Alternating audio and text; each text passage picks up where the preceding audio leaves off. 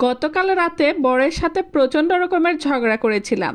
ঝগড়া করে সারা রাত তার সাথে কোনো কথা বলিনি। তাই প্রতিশোধ নেওয়ার জন্য সকালে উঠে বাজার থেকে এতগুলো মাছ নিয়ে এসেছে। বরের সাথে রাগ করে থাকলে হবে, মাছের সাথে তো আর রাগ করে থাকা যায় না। তাই মাছগুলো নিয়ে কাটার জন্য চলে আসলাম ছাদে। মাছগুলো আমার কাটা হয়ে গেছে।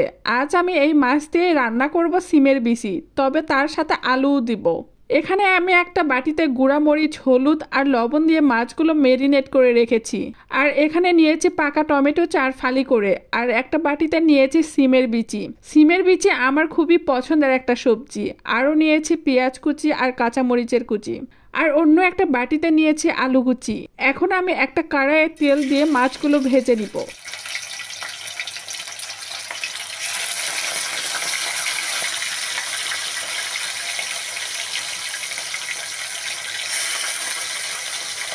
মাছের এক পাশে ভাজা হয়ে আসলে একটা ভাজনি দিয়ে মাছগুলো উল্টিয়ে দিব।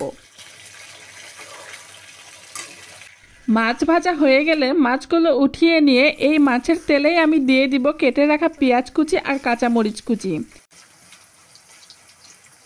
পেঁয়াজ মরিচ কুচি হালকা যখন ভাজা হয়ে আসবে তখন এর মধ্যে দিয়ে দিব 2টা তেজপাতা আর 3-4 টুকরা দারচিনি।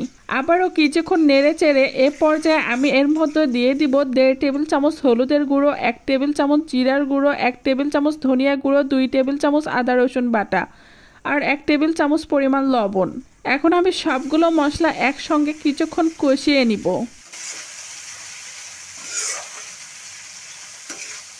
মশলাগুলো যখন কষানো হয়ে আসবে তখন এর ভিতরে দিয়ে দেব ধুয়ে রাখা সিমের বিচি।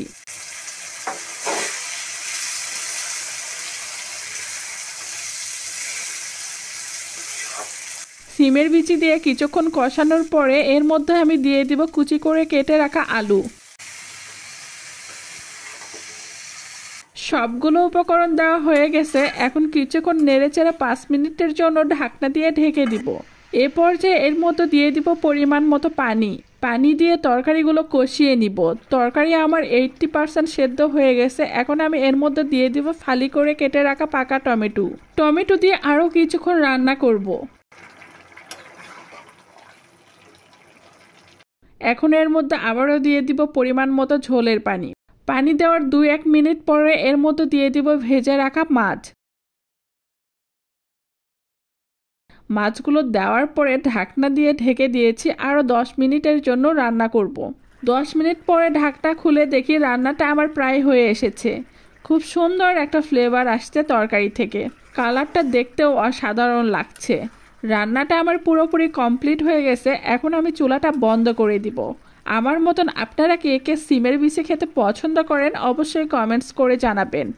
এতক্ষণ ধরে আমার ভিডিওটি দেখার জন্য আপনাদের অসংখ্য ধন্যবাদ। ভিডিওটি যদি ভালো লাগে তাহলে লাইক, কমেন্ট আর শেয়ার করে দিবেন। ধন্যবাদ।